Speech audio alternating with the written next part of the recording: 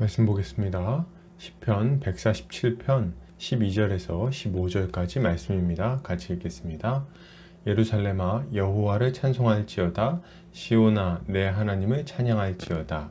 그가 내 문빗장을 견고히 하시고 내 가운데에 있는 너의 자녀들에게 복을 주셨으며 내 경내를 평안하게 하시고 아름다운 밀로 너를 배불리시며 그의 명령을 땅에 보내시니 그의 말씀이 속히 달리는도다. 아멘. 시편 147편 12절에서 15절까지 내 문빗장을 견고히 하시는 주라는 제목으로 말씀 보도록 하겠습니다.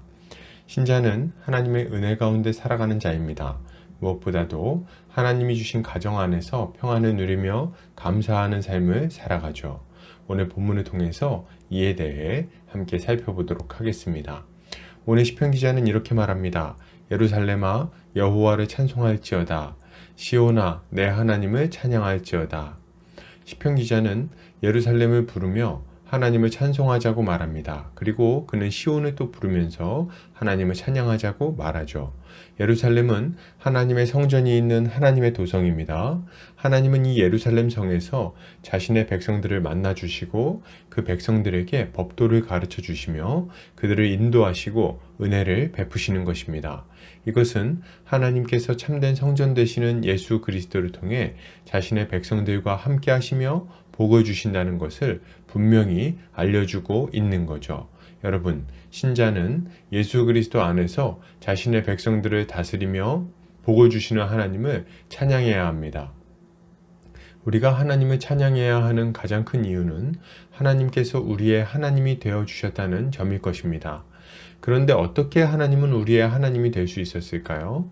원래 우리는 하나님과 멀리 있던 자들이고 하나님의 약속들과는 관계가 없는 외인들이었는데 말이죠. 우리가 하나님과 함께 할 수 있는 하나님의 백성이 된 것은 오직 한 가지 이유 때문입니다. 바로 참된 성전 되신 예수 그리스도를 통해 우리의 모든 죄가 완전히 용서받았기 때문이죠. 하나님은 자신의 백성 이스라엘과 함께하기 위해서 그들에게 성막과 성전을 허락해 주셨습니다. 그리고 그곳에 임재하셔서 제사를 통해 자신의 죄를 용서받은 자들이 하나님 앞에 나아올 수 있도록 만들어 주신 거예요. 그러나 이 성전은 장차 올 참된 성전의 그림자에 불과합니다. 참된 성전이 오실 것인데 그분은 누구십니까? 우리를 위해 이 땅에 오신 임마누엘의 하나님 예수 그리스도이십니다. 성전 되신 주님은 우리 가운데 찾아오셔서 친히 그 백성의 영원한 대제사장이자 제물이 되셨어요. 그렇게 하심으로 우리의 죄를 없이 하시고 하나님 앞에 나아갈 길을 열어주신 거죠. 우리는 이 예수 그리스도를 통해 언제든지 하나님의 지성소에 들어갈 수 있는 하나님의 거룩한 백성이 되었습니다.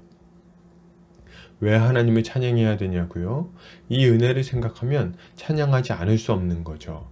여러분, 우리를 위해서 이 땅에 오시고 하나님의 백성을 만들어 주시고 우리의 인생을 회복시켜 주시는 예수 그리스도를 찬양합시다. 오직 그분을 통해서만 우리의 인생은 복되게 바뀔 것입니다. 계속해서 보겠습니다. 시편 기자는 이렇게 말합니다. 그가 내 문빗장을 견고히 하시고 내 가운데에 있는 너의 자녀들에게 복을 주셨으며 내 경내를 평안하게 하시고 아름다운 밀로 너를 배불리시며 시편 기자는 하나님께서 그들의 문빗장을 견고하게 하시고 그 가운데 있는 자녀들에게 복을 주셨다고 말합니다. 그리고 아름다운 밀로 배를 불려주셨다고 말하죠. 이것은 하나님께서 악한 자들로부터 그 가정을 지키시고 자녀들이 안정되게 자라나게 하시며 일용할 양식으로 풍족하게 살아갈 수 있도록 만들어주시는 그 은혜를 말하고 있는 것입니다. 여러분, 신자는 우리의 가정을 평안하게 하시고 일용할 양식을 채워주시는 하나님을 찬양해야 됩니다. 우리는 하나님께서 우리의 가정을 복되게 회복시키시는 분이심을 믿어야 돼요.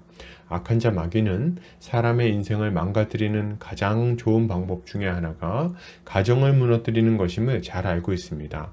무너진 가정은 남편과 아내를 고통에 빠뜨릴 뿐만 아니라 그 부모님과 자녀들까지도 큰 고통에 빠뜨리기 때문이죠.